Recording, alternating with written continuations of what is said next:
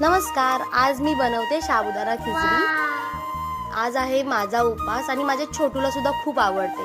तर सर्वात आधी आपण कढईमध्ये 1 चमचा तेल टाकला आहे आणि अशी बारीक बारीक मिरची चिरून घेतली आहे।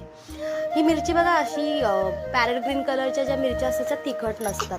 तर त्याच्यानंतर असं मी बटाटा बारीक बारीक चिरून घेतला आहे आणि तो मग पुन्हा तेलामध्ये परतून घ्यायचा, थोडासा वाफवून घ्यायचा।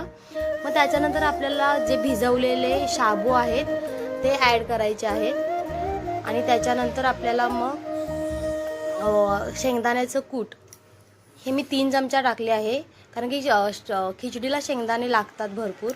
त्याच्यानंतर मग आपण चवीपुरतं मीठ आणि 1 चिमूटभर अशी साखर टाकायची आहे, जेणे खिचडीला उत्तम चव येते। सो तुम्ही सुद्धा अशी खिचडी ट्राय करा, खूपच यमी होते आणि माझ्या घरी सर्वांना आवडते। सो आणि ही तुम्ही दहीसोबत सर्व करू शकता। सो अशाच सोप्या सोप्या रेसिपीसाठी चॅनल सबस्क्राईब करा।